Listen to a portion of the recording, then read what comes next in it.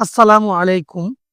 আজকে আলোচনা করব আপনাদের মাঝে একটা স্বামী বশ করা বা স্ত্রী বশ করা কুফরি তাবিজ নিয়ে।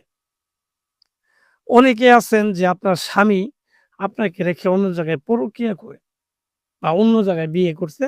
আপনি ১ম পক্ষ কিন্তু আপনাকে কোনো টাকা-পয়সা দেয় না বা অত্যাচার করে এরকম। তো তারা এই তাবিজটা প্রয়োগ করে আপনার স্বামীকে বশ করতে পারবেন, বাধ্য করতে পারবেন এবং এটার মাধ্যমে কি হবে বশ করলে আপনার স্বামী আপনার কথাই চলবে। আপনি যা বলবেন তাই শুনবে, আপনার কথায় উঠবে, আপনার কথায় বসবে। এরকম এ তাবিজটার পাওয়ার। আবার অনেকে আছেন যে বলতে পারেন যে, "ভাই আমি নিজে তো করব দূরের কথা আমি তো এগুলার প্রতি বিশ্বাসই করি না।" তা কেন বিশ্বাস করেন না? তো বিশ্বাস করি না এগুলার জন্য আমি অনেক টাকা-পয়সা খরচ করছি, অনেক লোকের কাছে গেছি। কিন্তু আমার চুল পরিমাণ কোনো কাজ হয়নি। তো আমি আপনাকে বলব যে আপনি অনেক লোকের কাছে গেছেন, হ্যাঁ? তো সে যে নিজেই পারে এটা আপনি গ্যারান্টি আমাকে দিতে পারবেন? যে ভাই আমি দেখছি সে নিজেই পারে। হ্যাঁ? তো সে যদি নিজেই না পারে, তো আপনাকে কিভাবে করবে? করে দিবে। তো এগুলা অযথায় এগুলা পোলাপানের পিছে না ঘুরে, বাচ্চা কবিরাজের পিছে না ঘুরে আপনি নিজেই করেন। নিজেই করবেন ১০০% কাজ হবে। কিভাবে কাজ হবে? কারণ যেমন মনে করেন আপনার আমি যে তাবিজটা এখন দিলাম, এটা যদি আপনি নিজেই করেন, হ্যাঁ, নিয়ম অনুযায়ী আমি যেই বলব, ওই নিয়ম অনুযায়ী যদি আপনি নিজেই করেন, আপনার কিন্তু ১০০% কাজ হবে। ১০০ তে ১০০% কাজ হবে। কিন্তু আপনাকে সঠিক নিয়মে করতে হবে।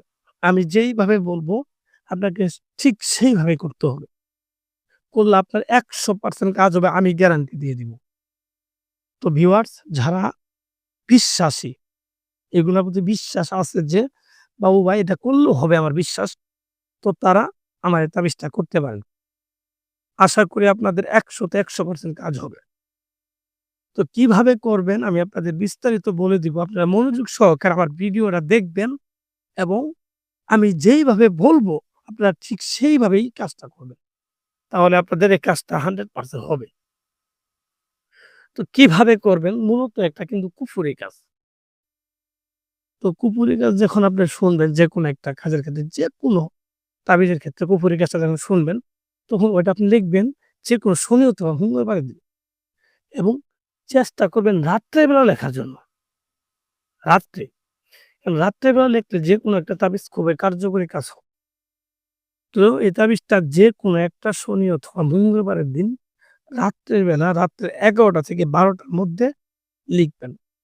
এবং এটা লিখার জন্য আপনাকে শ্মশানেও যাইতে হবে না, কবরস্থানেও যাইতে হবে না। নিজের ঘরে বসে লিখতে পারবেন। নিজের ঘরে বসে এই তাবিজটা আপনি লিখতে পারবেন। হ্যাঁ? তো কিভাবে লিখবেন নিজের ঘরে বসে? নিজের ঘরে বসে পশ্চিম দিক করে জায়নামাজ বিছাবেন। সামনে আগরবাতি, মোমবাতি এগুলা দিবেন। দেয়ার পরে আপনি এই তাবিজটা লেখা শুরু করবেন। তাবিজটা লিখবেন একটা বুজ পাতার উপরে।